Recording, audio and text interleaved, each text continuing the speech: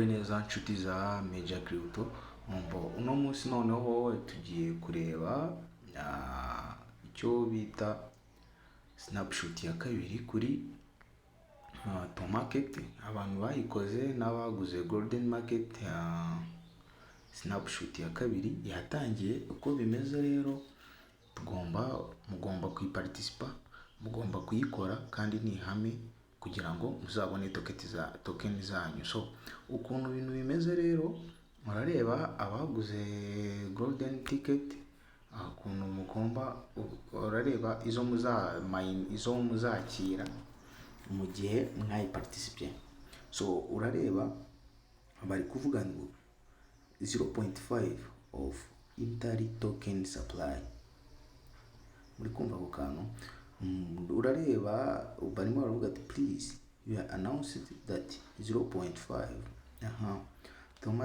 total supply token of total supply amount is 5 billion. Rumva bazatanga 5 billion reserved to executively for golden ticket participator.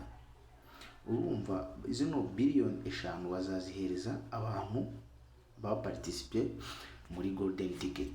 So nimba uzi ko rero utigeze uparticipa muri golden ticket, izi ntacyo wakitegamo. Uko bimeze rero, ukuntu bazaziclaiminga nibyo ngiye kukwigisha. Birebe 100% uburyo bazaziclaiminga golden ticket. Ntabwo zo rero zizakorerwa mu exchange cyangwa se zikorerwe hehe, ni muri wallet. Ko tubigenza, turinjira muri to market yacu nk'ibisanzwe, mbereke mu buryo bikorwamo. Urareba uwakoze golden ticket araza kandi hano nk'ibisanzwe.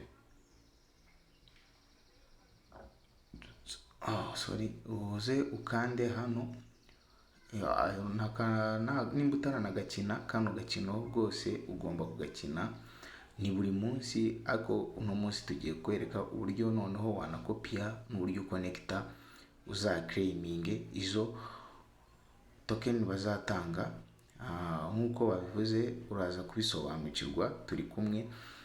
Ubundi ngewe ushaka gusobanukirwa neza, waza muri group yacu ya WhatsApp, niho tugenda dushyira amakuru buri munsi, ukagenda usobanukirwa. So tukanda hano copy, turagakopiye kariya gakode k'umunsi directement irete tujyana muri Bitget wallet. Nimba utayifite urajya kuri Play Store uyidownloading ube uyibitseho. So uko bimeze, turindire network. Network zikimara gufunguka, uri kubibona, turaduza dukopiyemo ka gakode baduhaye Tomamoon kandi submit. Uri kubireba ko batubwiye ngo your wallet has been accepted into treasure hunt.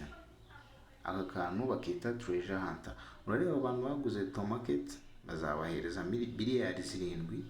So uko bimeze rero, urareba kiri countdown irimo iragenda ibara imanuka kuri 22 nibwo bazaba baduhaye abaguze. So ikindi rero niyo update nagira ngo mbihere. Murareba turasubira inyuma, dusubire muri to market yacu, subira inyuma ukoresheje kano kabuto ko hasi bisanzwe. Uve muri application yacu, turi muri Bitget wallet, uze muri search nk'ibisanzwe, twinjiremo muri to market yacu, turindire. Namwibutsa iyi update ntigucike kandi uzajya uzubane natwe. Urakanda hano kuri asset nk'ibisanzwe, uze uconnecte icyo bita Bitget wallet. Uraza uyiconnecte kugira ngo ziratuma bazatanga ntizizagukike.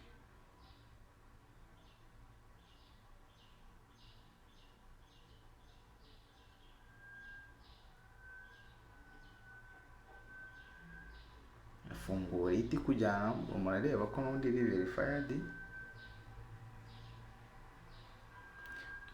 Nimba utarakonegise hano barahita bakubwira join cyangwa se ukreye, barahita bakubwira open new wallet, ariko ngiye ko yanayifunguye ahita nkanda hano authorize,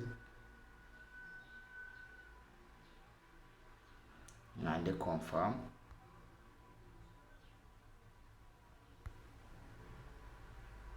Shyiramo password yanjye iri personal, nimara gushyiramo password deja irahita ifunguka. Areba inkanda claim, ukuntu barambwira ngo will be available soon. So guys, see you, reka tubonane turi guclaiminga izi tomarket baduhaye. So ikindi ngiye impamvu hano nuko zamaze kugera muri exchange byarangiye. Ikindi ntabwo nabibereka uko zagiye muri exchange kuko nanabikurije kuri Bitget, uko biri zamaze kugenda deja, kuko soon nari verified mbere before. So guys, aka kantu kagucike rero, see you.